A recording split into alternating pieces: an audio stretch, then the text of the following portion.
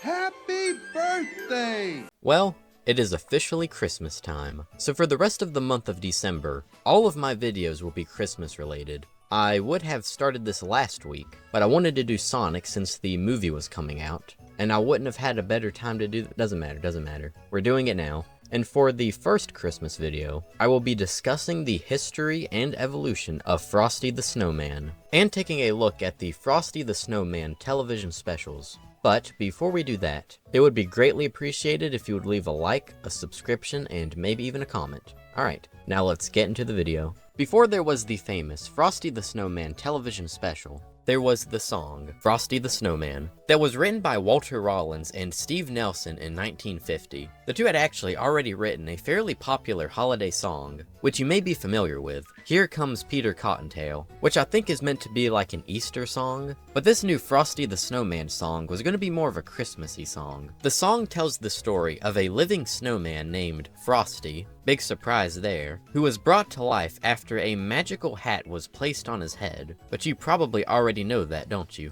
After writing the lyrics to the song, the two men offered it to Gene Autry, who accepted and was down to record the song. Autry previously recorded the massive hit, Rudolph the Red-Nosed Reindeer, and was hoping that this new song would be just as popular. And when Autry's version was released in 1950, it was still popular, don't get me wrong, but not as popular as Rudolph the Red-Nosed Reindeer. But you know, like I said, still quite the hit. It reached number 7 on the Billboard Hot 100 and number 4 on the Hot Country Songs chart. And after the song's release and success, there was a bit of a rush by others in the music industry to record their own cover version of the song, and the first being by Jimmy Durante, whose version of the song is probably the most iconic version. Frosty the Snowman was a jolly happy soul. In the 50s, there was also a version of the Frosty the Snowman story as like an actual book. It's not a long story or anything, it was made for children, but it just goes to show how Frosty the Snowman was becoming more of his own character, and not only attached to his song. In 1954, Frosty made his first appearance in animated form. In this animation here, that was created by United Productions of America. The animated short is pretty much just like an animated music video for the Frosty the Snowman song, so it didn't really do anything groundbreaking with the character, other than being his first appearance in animation. And the short is still shown on television in some parts of the US, most notably in Chicago. Oh, and if you want to go check out the short, I will leave it in the description of this video. Then in 1969, the iconic Rankin Frosty the Snowman television special made its debut on CBS. Rankin was already quite familiar with making Christmas television specials. They previously made the Rudolph the Red-Nosed Reindeer and the Little Drummer Boy specials, but these two specials were made using stop-motion animation, but the Frosty the Snowman one was created using traditional 2D animation. And the animation for the special was done by the Japanese animation studio, Mushi Production, which was founded by Osamu Tezuka, the creator of Astro Boy and Kimba the White Lion. In the special, the Frosty the Snowman song obviously needed to be included, but interestingly enough, the version in the movie was not the original Gene Autry version, but instead the Jimmy Durante version. Jimmy Durante is even in the special, in animated form, but it's still him. And in the special, he serves as the narrator. This was also Durante's final film role. Some of the other notable voice actors in the special were Jackie Vernon as Frosty, Billy Day Wolf as Professor Hinkle, and June Foray as Karen. The last one is interesting because Foray was only the voice of Karen for the first year of the special's airing, and Karen's lines were redone for future airings by Suzanne Davidson. Best I can tell, this was done to make her sound more like an actual child, and they went about this by making her be voiced by an actual child, which was a good choice because the original version kind of sounded like an old woman. You've got to excuse him, sir. You see, he just came to life. And since the lines were redone, there was now a new issue, where some of the lip syncing in the animation did not match up. So if you look too closely at the mouth, it looks kind of weird. I'm sure my mother won't mind. I'm sure my mother won't mind.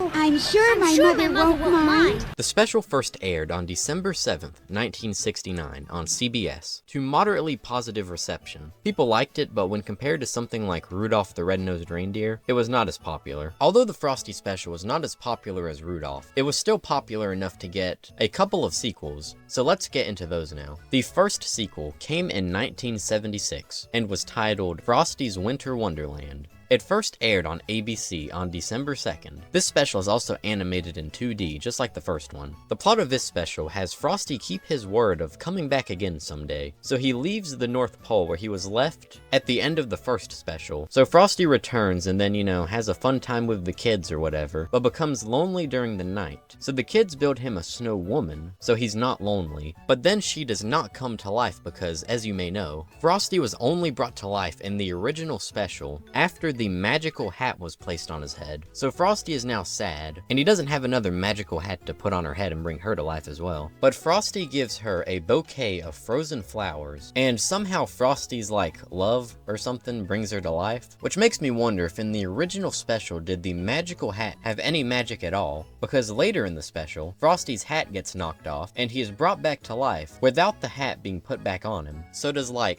love bring the snow people to life in this world? That makes sense, I think. Oh wait, no, it doesn't. Because later in the special, Frosty wants to get married to the snow woman, who's named Crystal, by the way. So they build a priest snowman, and he's brought to life after a Bible is put in his hand. And I highly doubt anyone loved him, so what brought him to life? You know what? Doesn't matter, I'm thinking too hard. That's enough about that sequel. Let's move on to the next. And if you thought Infinity War was the most ambitious crossover, wait until you get a load of Rudolph and Frosty's Christmas in July. And this was no mere television special, but was a movie that actually released into theaters, but was taken out fairly quickly after having an absolutely terrible time at the box office. It was eventually released as a normal television special on November 15th, 1979. And as the title suggests, this was a crossover movie with Rudolph and Frosty, but we are talking about Frosty today, so forget about Rudolph. The movie does two interesting things with Frosty, the first of which is having him appear as a stop-motion character. The other interesting thing is Frosty has two children in this movie, which I guess he built? Anyways, the two children are named Millie and Chilly, and Crystal also appears in this movie, so Frosty now has a full family. Overall, the special is, not that good. The idea was good, just not executed well. The next special released on December 1st, 1992, and was titled Frosty Returns. And I think this was meant to be like a reboot of the Frosty series. First off, Frosty's personality is quite different, and he also has no family. The special was also not produced by Rankin, so maybe that's why it's so different. That also makes me wonder, is this even canon? The special does not do anything too interesting with the character. Although this was the first special where Jackie Vernon did not voice Frosty, Frosty was instead voiced by John Goodman. And now we have arrived at the final Frosty the Snowman special, which was released on October 19th, 2005. Now this special was the opposite of the previous one. This special was a sequel to the first movie, but not related to any of the other sequels. So it's like a sequel and a reboot. And I hate to say it, but there is once again nothing interesting to say about this movie. It's a very mid movie with a very mid plot. Frosty's design in this one though went back to being exactly the same as the original. So we've come full circle. So I guess that'd be a good point to end off this video. And if you did enjoy this video, a subscription, a like, and maybe even a comment would be greatly appreciated. And with that, I'll see you next time. Goodbye.